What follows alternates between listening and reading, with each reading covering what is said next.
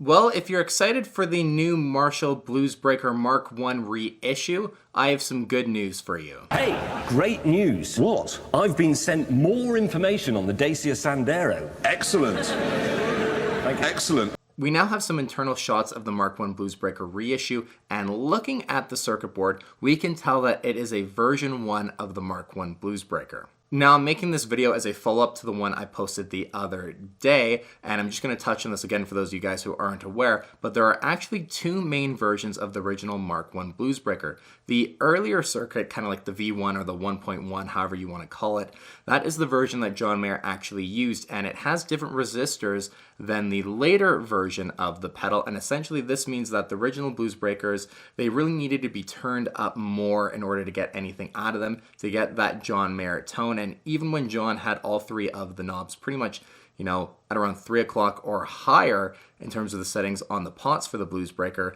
that tone again was the tone for gravity, just the main bass tone.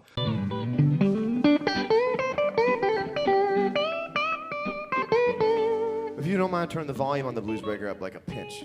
So there was not a lot of volume and not a lot of gain on tap in the original version 1 of the Mark 1 Bluesbreaker. The later one had a lot more gain and volume on tap, and while that might be an improvement technically from the original circuit, it's not the one that is sought after.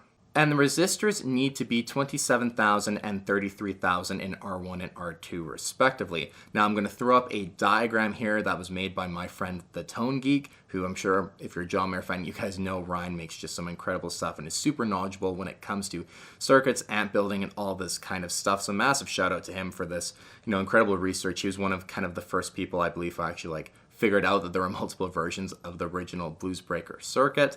I'll also throw up an old shot of my Mark 1 Bluesbreaker as well, showing again that those are the two resistors that you're looking for, and those are the original 1.1 circuit of the Marshall Bluesbreaker. So not only with these shots can we tell that Marshall recreated the original V1 circuit of the Mark 1 Bluesbreaker, they also used through-hole construction as well, and what appears to be an identical circuit board overall as well for the design of the pedal. So Marshall went all out in recreating the original most sought after version of this pedal in terms of the circuit, the actual enclosure design. It's crazy. Bad news. What?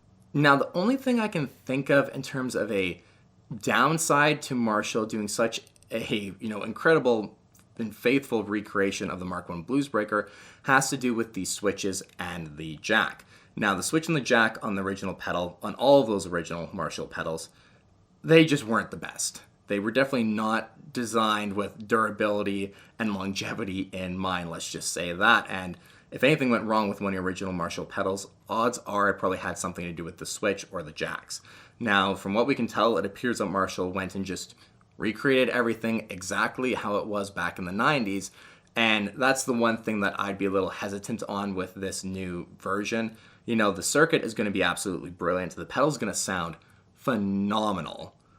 But the switch and the jacks, I'm just kind of you guys, I wish they would have done something to make it a bit more, durable, I guess. And, something that's not going to just break on you rather easily compared to at least the original ones.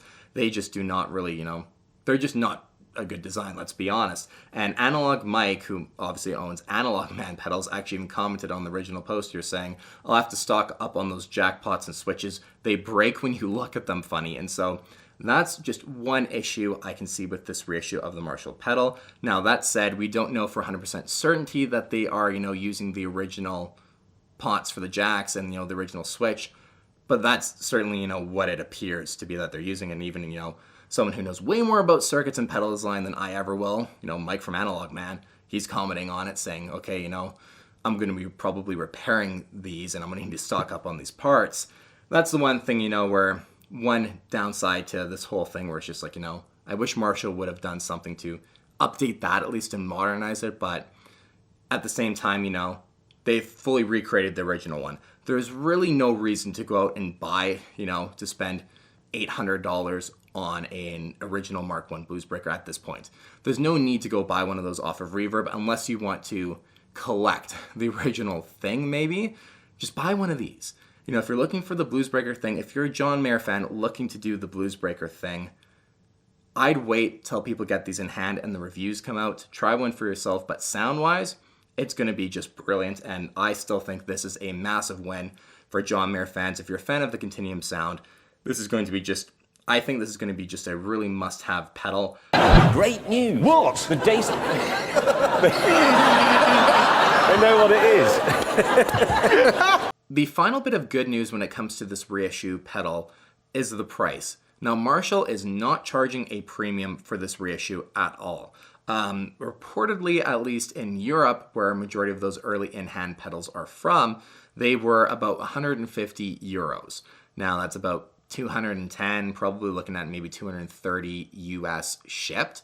And that is not expensive at all, you know, relatively speaking, obviously, but for a pedal like this, they definitely are not charging a premium. You know, no one's going to say this thing is overpriced. You know, Marshall's just trying to, you know, make a ton of, they're still going to make a ton of money. Don't get me wrong. This thing's going to sell stupidly well, but they're not charging, if that's the price, they're not charging as much as they almost could. I feel like, you know, if they were charging 200 euros for that pedal, maybe more, I'm sure it would probably sell just as well. Let's be honest. You know, people aren't going to, you know, not spend that little bit extra to get this pedal if that's what they really want. I don't think that's going to be the main deciding factor. If they were wanting like $500 for it, then yeah, you know, people won't be buying it, but they definitely are in a very reasonable ballpark when it comes to this pedal, and definitely for a lot of people who are building boards. Like if I do a Continuum build for $1,000, which I know some people have been asking me when that video is coming, a follow-up to when I did for, you know, a $500 board build,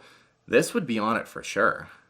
I mean, why wouldn't you have this pedal at this point? It's going to have the exact same sound you're looking for. Sure, maybe there are different pedals. Again, you know, the Morning Glory and the Carbon are really great examples of a Bluesbreaker circuit, but I mean, this is another, you know, phenomenal option as well. And I think, you know, I think it's just going to sound great, and I'm really excited to get one of these in hand and test it out for you guys, hopefully in the near future as well. So there you guys go. I just wanted to make a follow-up video again to the video I posted the other day, yesterday I guess it was. Time is going so fast here, and just kind of update you guys on the fact that the circuitry is going to be just, it's the same.